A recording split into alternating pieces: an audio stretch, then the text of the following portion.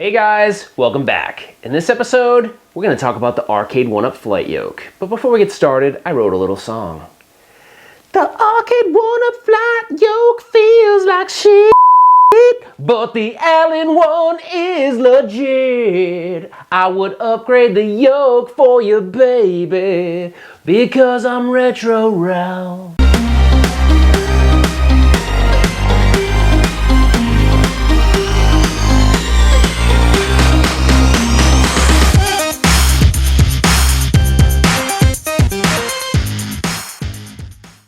All right. Before you all get upset, this yoke actually is really good. And I gotta give props to W. They did an awesome job.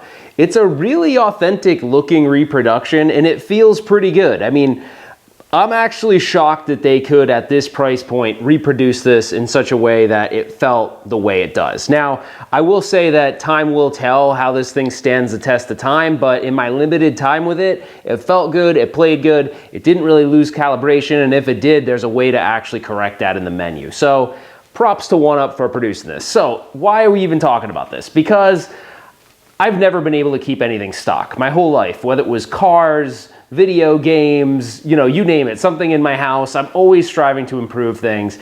And so I remember playing this game in the arcade and the flight yoke was just so solid. It was solid metal. So anyways, there's a company out there called ALAN-1 and they produce a reproduction of the original arcade yoke that was used on this Atari cabinet. And the reproduction is spot on, but they also made some improvements. The gear system in the actual stock one used to be a plastic material. They've made it aluminum. So the gears in the back are aluminum. Not only that, they've also improved on the micro switches that are used in the buttons. So if you notice on the flight yoke, it's not very clicky. If you go over to the ALAN-1, it's all solid metal, and the buttons, I don't know if you can hear that, but the buttons are really, really clicky and responsive. I love that. So how did I do this? Well, the challenge for me was, and keep in mind this is a proof of concept, is I wanted to see if I could do it without modifying the stock W at all, meaning using their encoder boards, using their, you know, all of the boards that would have run this actual yoke. So it did take some trial and error, and this is not an educational video as to how to do it yourself. I'm going to do that later, but I just wanted to show you what was possible. And I made some mistakes along the way. So I'll give you a quick overview of it, and then I'll give you some of my final thoughts on sort of this flight yoke versus the Arcade1up one. All right, at first glance you'll notice this thing is just beautiful. The solid build construction and the fluid movements is just sort of a testament to the fact that this reproduction is very accurate to the original. You will notice that the triggers, they're clicky. So this was an upgrade that the ALAN-1 team made on this particular yoke. The original did not have these clicky micro switches. I really like it. I think it gives it a great feel. The graphics are really great. It's 100% reproduction as far as I can tell. Like I said, the fluidity of the movement is really, really nice. And it uses this gearing system on the back that they've upgraded to aluminum, which I'll show you in a second. The other thing you'll notice is that you'll notice around the edges, there's gaps here. That was because this is really a prototype for me, and I got so excited doing this that I did it at night in the dark, so I actually routed too much of the wood out, which is fine. I'm gonna actually have one of my buddies reproduce the panel for me. I was just so eager to get this video out and to show people that this was possible that I kinda got a little ahead of myself and didn't care. Kim was not very happy with me because I was doing this last night. I'm sure my neighbors were not happy with me either because I was in the backyard using a bunch of power tools. But anyways, as you can see, the thing is really, really beautiful. I'm gonna go around the back so you can see the gearing system that gives you the fluid right and left movements. Okay, as you can see, these are the gears in the back, and as I move the yoke from right to left, you will notice that fluid movement that provides.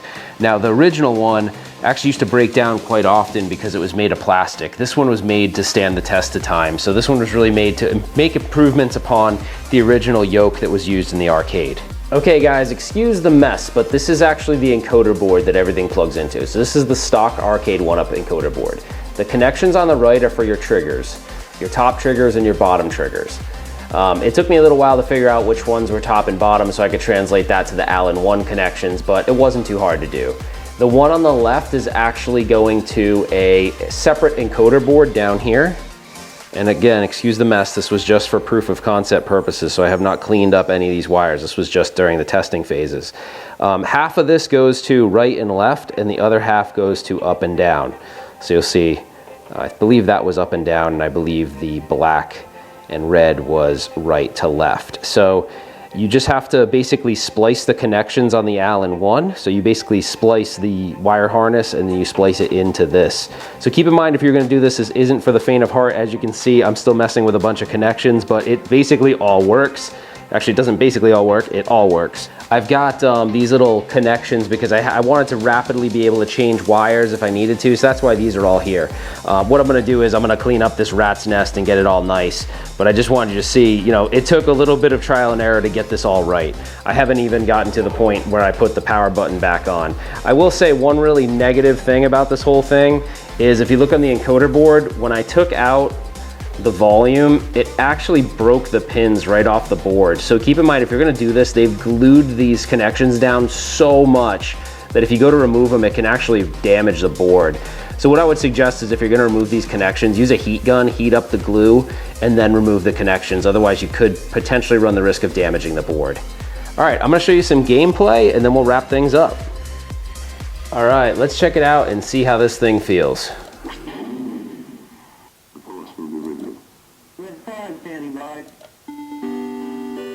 You can see from the movements how fluid this thing is.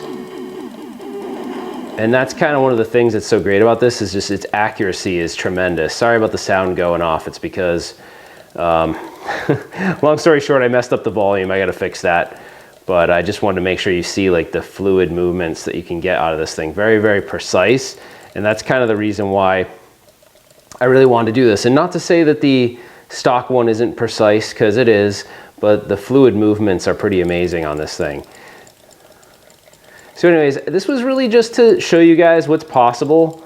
And as you can see, it's just very, very responsive. All right, before we wrap things up, here's a closer look at the ALAN-1 yoke. This thing is amazing. It looks really good. It feels really good. If you're a huge fan of the game, this might be something you do, but keep in mind this isn't for the faint of heart, and the ALAN-1 yoke is $350. Originally, it was $499. So I will leave a link to the description of this thing and where you can get it. But guys, if you enjoyed this, please consider liking and please consider subscribing to the channel. Put your comments below and don't forget to turn on notifications to be informed of future videos. We will have a subsequent video of how to wire this all up, but I just wanted to get this out to you guys as soon as I can. Thanks for watching, guys, and we'll see you on the next one. Take care.